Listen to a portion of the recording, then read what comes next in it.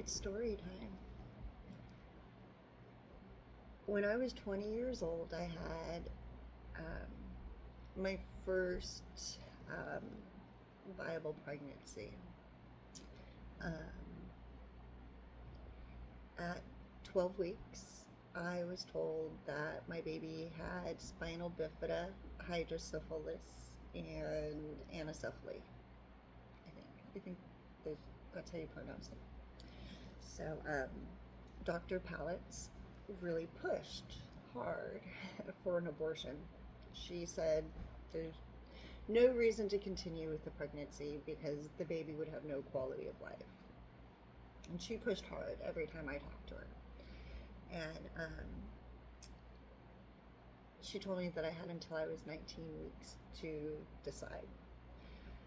And so at 24 weeks, I went in and seen Dr. Foot, and he said, nope, your baby does not have those things. However, your baby does have holes in its heart. And he sent me to Lucile Packard Children's Hospital. And I saw a doctor there who looked like he was 12. He was like an Asian Doogie Howser. There was no way he was old enough to have become a neonatal cardiologist.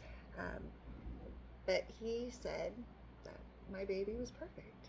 He said she had a perfect heart. And I was like, ooh, you said a girl. And he goes, no, I call them all she. I was like, all right. So by that time, we're 28 weeks and 5 days. At 29 weeks, I called my mom. I was like, man, my back really hurts, you know? And come to find out, Kinsey was on her way. We did find out she was a girl, and she was on her way. So I did 12 weeks of bed rest on one side. It sucked, gained 100 pounds. And we had scheduled a C-section, or not scheduled a C-section, I'm so sorry. We had scheduled an induction. But apparently every freaking woman in California was having babies that year. I mean, it was 2000, you know? And I mean, people thought the world was going to end at midnight. And so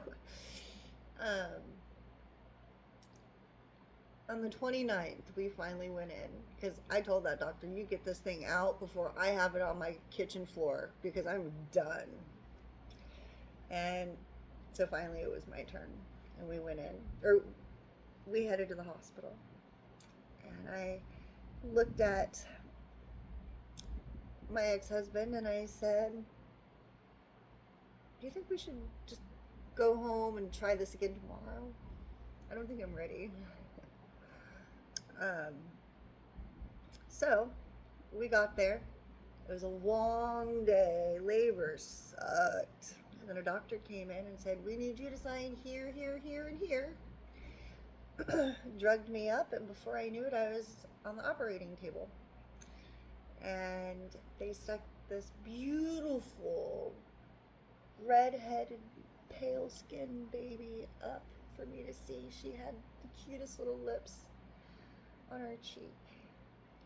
And she had a heart birthmark on her ass. She's gorgeous. And then they whisked her away. And then several hours went by and I finally got to see her, but I didn't get to touch her. And that sucked. That fucking sucked. And so they took me back up to my room and I went to sleep. And a male doctor came in and he woke me up. And he said, hey, I heard you haven't gotten to hold your baby yet. And I'm going to take her back up. Would you like to hold her first? And so I sat up and he put her in my arms and I got to kiss her toes and her fingers and her forehead and smell her. She's beautiful. And then he Still, he took her away where she needed to be. And when I woke up, again, I asked the nurse who the nice nurse was who came and let me hold the baby. And I described him to her, and she said, nope, we don't have any male nurses in the neonatal floor. And we don't have any male transports right now. So I don't know who that was who brought her to me.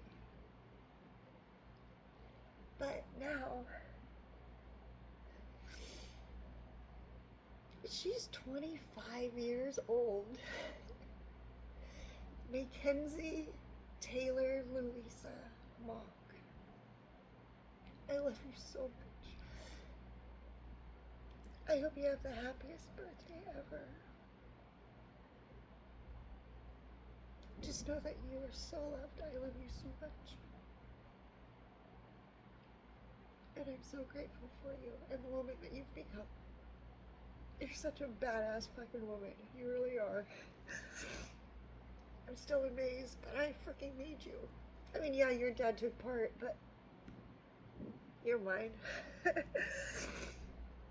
mine through and through. Stubborn as all freaking hell. But you're amazing, and I love you so much. And I don't want you to ever forget that or doubt it. You're my lifesaver, and you always have been. So happy birthday,